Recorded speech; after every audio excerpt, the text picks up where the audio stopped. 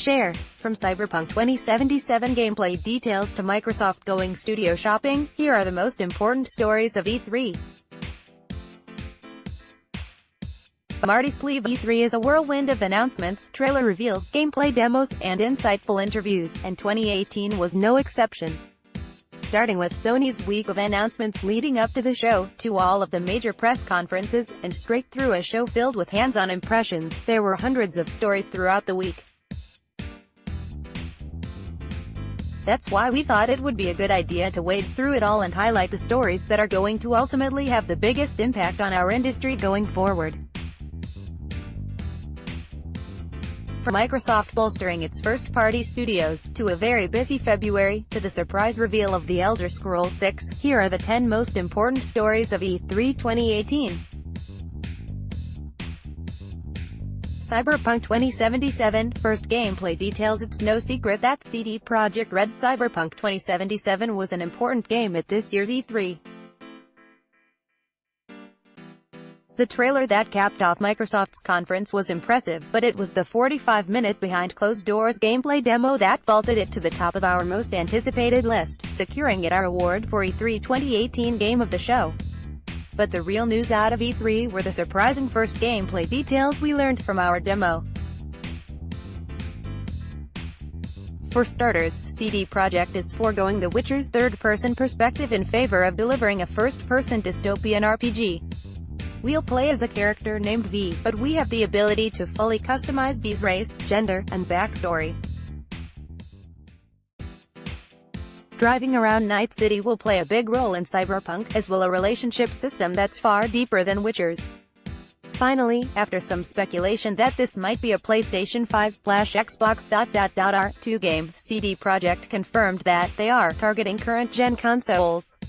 Not one, not two, but 3 new Gears games. We had some suspicions that Microsoft would tease a new Gears of War game at E3, but we didn't think it would be any more than that, given that Gears 4 only came out a year and a half ago.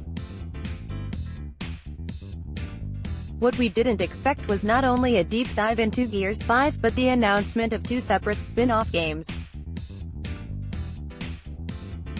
The expansion of the Gears franchise into the strategy genre with Gears Tactics, and the whatever genre Gears Pop is going to be shows that Microsoft is viewing the Coalition series with the same degree of respect as Halo. In the same way Nintendo realized decades ago that Mario could successfully exist in games outside of just core platformers, Microsoft views Gears through the same lens. Suffice it to say, the future is bright for Kate, JD, Dell, and Marcus.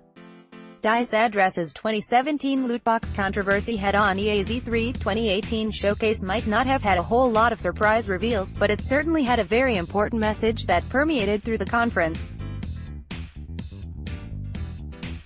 Literally 6 minutes into EA's conference, General Manager of DICE Oscar Gabrielson took the stage to talk about October 19's Battlefield v. It was there that he emphasized there would be no loot boxes, no premium pass. That sort of cut-and-dry statement is clearly a 180-degree shift from DICE's previous game, and a response to the muddled confusion that surrounded how EA handled those very questions in 2017. That wasn't the last time we saw DICE on stage at the conference. About halfway through, Dennis Brandville, design director at DICE, came out to talk about the state of Star Wars Battlefront 2. He started off on a shockingly honest note, saying, "We launched our game in November of last year, and clearly we didn't get it quite right. So instead of coming out of the gate sprinting like we really wanted to, we had to take a step back and make sure we were delivering the game that our players really wanted." For EA to use its biggest stage of the year for not one, but 2 mea culpas pointed towards a publisher and developer who has learned a lot of lessons from a very rough 2017 The Elder Scrolls 6 Starfield, and the start of next gen. While we're constantly speculating on what the future of our medium has in store, E3 2018 marks the beginning of folks in the industry directly referencing the next generation of consoles. This talk started during the final moments of Bethesda's E3 2018 conference, when Todd Howard showed 2 brief teasers, Starfield, the long-rumored third open-world pillar for Bethesda, and The Elder Scrolls 6. When describing Starfield, the studio's first wholly original franchise in 25 years, Howard used the words next-gen. When Howard spoke of next-gen, he didn't mean mid-generation improvements like the Pro and the X, but, for lack of official names, the PlayStation 5 and the Xbox 2, which seems to be codenamed Scarlet.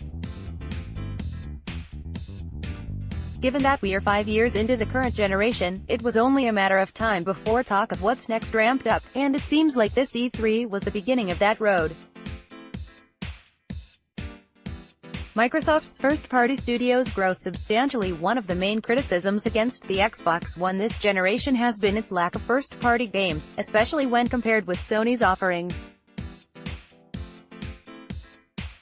Part of this stems from the cancellation of high-profile games like Scalebound and Fable Legends, as well as the multiple delays of games like Crackdown 3. But at E3 2018, Microsoft aimed to fix this problem by growing its first-party stable substantially.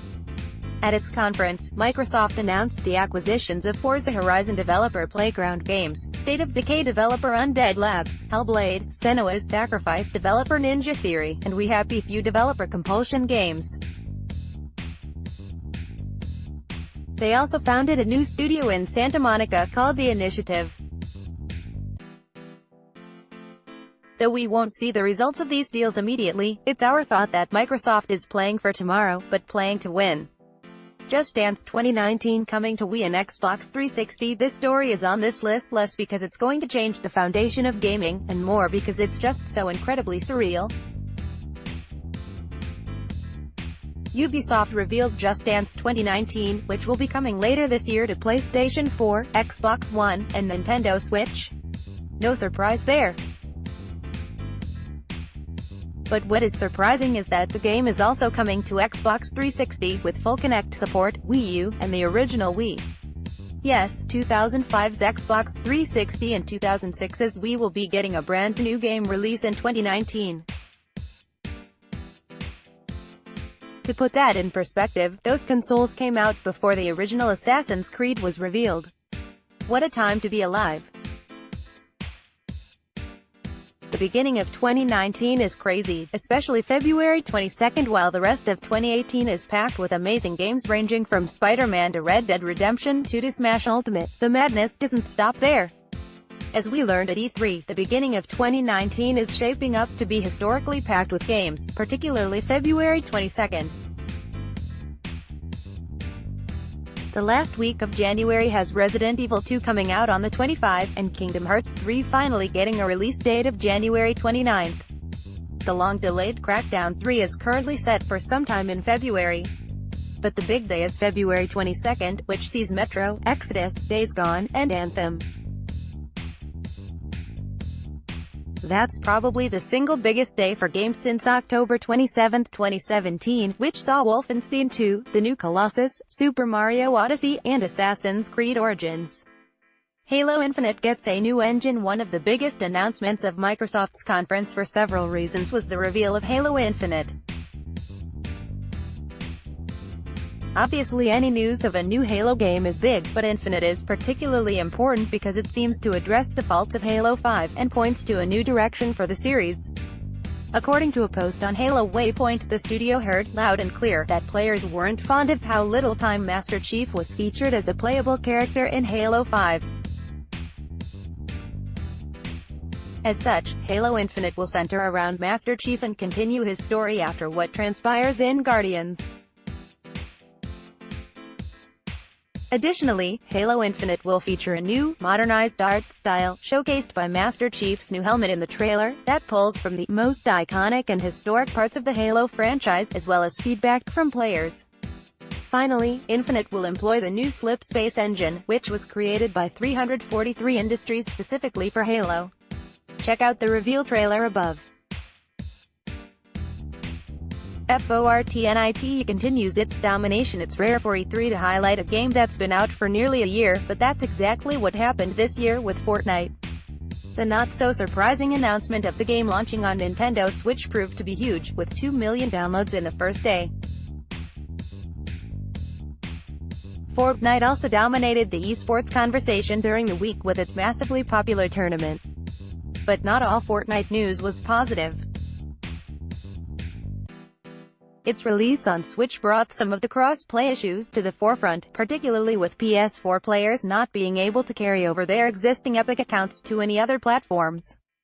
Sony's half-hearted response to the issues definitely didn't help. Sony's Big 4 Get gameplay showcases. We knew that Sony would be focusing on its Big 4 heading into E3, Spider-Man, The Last of Us, Part 2, Ghost of Tsushima, and Death Stranding. What we didn't know is that we'd get major gameplay trailers, story details, and mechanical deep dives. Spider-Man's demo ripped the lid off our question of which villains we'll be facing off against by showcasing Vulture, Electro, and Rhino. The Last of Us, Part 2's trailer juxtaposed a beautiful story beat with a brutal gameplay scene that showed off Ellie's new survival mechanics.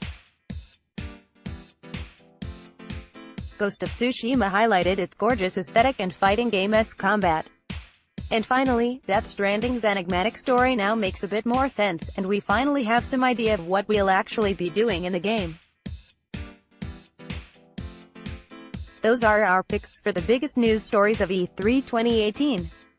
Did we miss anything major? Let us know.